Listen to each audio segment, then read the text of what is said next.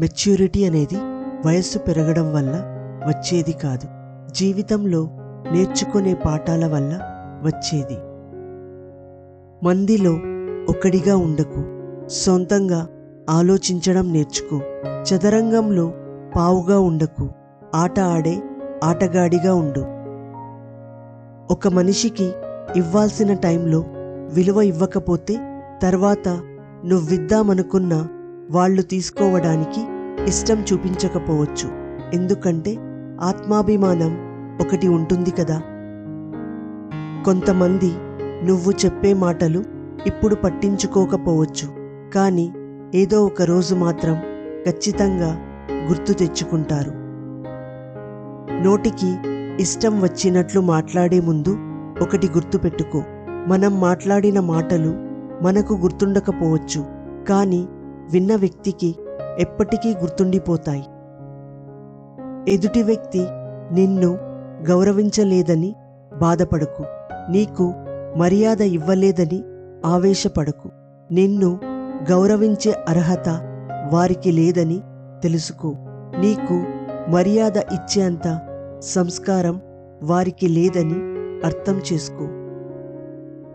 జీవితంలో సుఖంగా ఉండాలంటే ఈ 3 పనులు తప్పనిసరి. ఎప్పటి పనులు అప్పుడే చెయ్యాలి, ఎక్కడి వస్తువులు అక్కడే పెట్టాలి, ముఖ్యంగా ఎక్కడి విషయాలు అక్కడే వదిలేయాలి. మొక్క ఎదగాలంటే కావాల్సింది ఖరీదైన కుండీ కాదు, నాణ్యమైన మట్టి.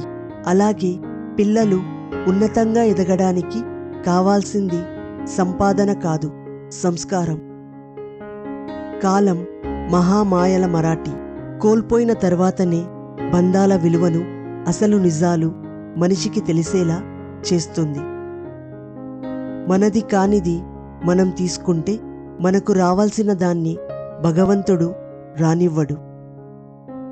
మనం ఎవరిని ఎంత బాధ పెడతామో అంత బాధ మనం పడవలసినది.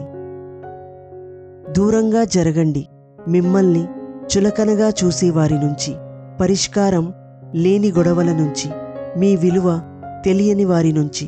మీ మనస్సుని కష్టపెట్టే విషయాలకి ఎంత దూరంగా ఉండగలిగితే అంత ఆరోగ్యంగా ఉండగలరు.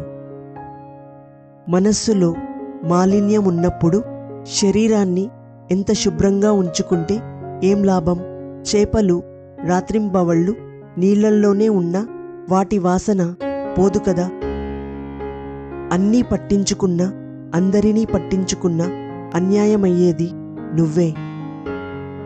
నిన్ను హేళన చేసేవారి గురించి అస్సలు పట్టించుకోకు. నీవు అటు వెళ్ళగానే ఇంకొకరి మీద పడతారు, అది వాళ్ళ జబ్బు. ఒక నమ్మక ద్రోహి వలన పోయిన నమ్మకం 100 మంది నమ్మకస్తులను చూపినా తిరిగి రాదు.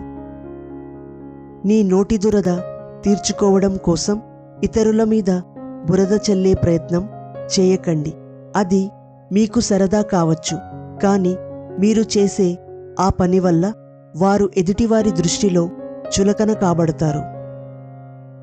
ఎవరి మీద అయినా చెడు అభిప్రాయానికి వచ్చే ముందు వారి పరిస్థితులను గమనించి అర్థం చేసుకోవడానికి తప్పక ప్రయత్నం చెయ్యాలి. మన తప్పుడు అభిప్రాయం ఇంకొకరి జీవితాన్ని నాశనం చెయ్యవచ్చు. చుట్టూ జనాలు దిగజారుతున్నప్పుడు నీ విలువలతో నువ్వు నిలబడితే చాలు, నువ్వు చాలా ఎత్తులో ఉంటావు వాళ్లకంటే. నీ సుగుణం నిన్ను రాజును చేస్తే నీ మూర్ఖత్వం నిన్ను బానిసను చేస్తుంది.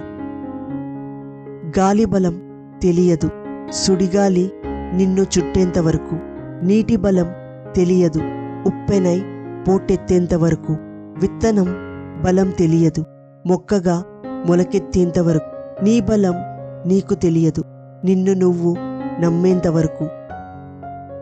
ఒక విషయం గుర్తుపెట్టుకో, ఓర్పు పట్టిన హృదయం విసిగిపోతే వాళ్ళు తీసుకునే నిర్ణయాలు చాలా కఠినంగా ఉంటాయి. ఈ ప్రపంచంలో ఎక్కువగా ఎవరి మీద ఆధారపడకు. నువ్వు చీకటిలోకి వెళ్తే నీ నీడ కూడా నిన్ను వదిలి వెళ్ళిపోతుంది.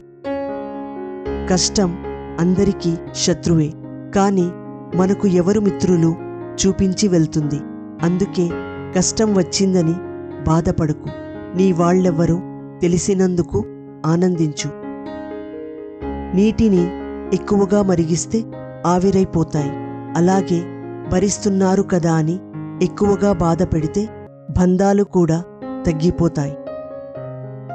జీవితంలో అతి ప్రమాదకరమైనది దుఃఖం. దాన్ని దిగమింగడం నేర్చుకో. ఇంకా భయంకరమైనది నిరాశ. దాన్ని అస్సలు పట్టించుకోకు. ఇంకా నీచమైనది అసూయ. దాన్ని ఏమాత్రం లక్ష్యపెట్టకు. నేటి సమాజం తీరు ఒక మనిషి తనకు అవసరమైనంత వరకు ఎంత చెడ్డవారినైనా చాలా గొప్పవారు అని పొగిడేస్తారు. అదే వారి అవసరం లేకపోతే ఎంత మంచి వారినైనా సరే చెడ్డవారిగా చిత్రీకరిస్తారు. జీవితంలో విలువ ఇవ్వని బంధాలను పెంచుకోవద్దు. విలువ ఇచ్చే బంధాలను వదులుకోవద్దు. లోపాలు లేని మనిషి, లోటు లేని జీవితం ఉండవు. ప్రతి మనిషిలో ఏదో ఒక లోటు ఉంటుంది. కుదిరితే పూడ్చుకోవాలి, లేకపోతే ఓర్చుకోవాలి. అంతేకాని మానసికంగా కృంగిపోతూ మనశ్శాంతి కోల్పోకూడదు. మనుషుల మధ్య దూరం పెరగడానికి కారణం ఎల్లప్పుడూ మనమే కరెక్ట్, అవతలివారు రాంగ్ అనుకోవడం వల్ల మాత్రమే. నీ చుట్టూ 100 మంది ఉన్నా నీ ప్రత్యేకత నీకే ఉంటుంది. ఆ ప్రత్యేకత ఒకరు పొగిడారనో పెరగదు, ఒకరు తిట్టారనో తగ్గదు. లైఫ్ అంటేనే మార్పు. ఏ 2 రోజులు ఒకేలా ఉండవు. మార్పుని అంగీకరించి మొండిగాను తెలివిగాను ముందుకు పోవడమే. ఆగి ఆలోచిస్తే శూన్యం తప్ప ఏమీ కనపడదు. మన నోటిలోకి పోయే ఆహారం ఎంత రుచిగా ఉండాలో మన నోటి నుంచి వచ్చే మాటలు కూడా అంతే రుచిగా ఉండాలి. అప్పుడే బంధాలు, స్నేహాలు బలపడతాయి. నమ్మి బ్రతకడం వేరు, నమ్మిస్తూ బ్రతకడం వేరు. నమ్మి బ్రతకడంలో ప్రేమ ఉంటుంది, నమ్మిస్తూ బ్రతకడంలో స్వార్థం మాత్రమే ఉంటుంది. కష్టపడి బ్రతికేవాడు ఎప్పుడూ కోటీశ్వరుడు. ఒకరి కడుపు కొట్టి బ్రతికేవాడు అసలైన పేదవాడు. ఆర్థిక పరిస్థితి ఎంత బాగున్నా సరే మానసిక స్థితి సరిగ్గా లేకుంటే లైఫ్లో ఎన్నడూ ఆనందంగా ఉండలేరు. నిన్ను నువ్వు ఇతరులతో పోల్చుకోకు. జీవితంలో నీ పాత్రను నీకన్నా బాగా పోషించేవారు ఇంకెవరూ ఈ లోకంలో లేరు.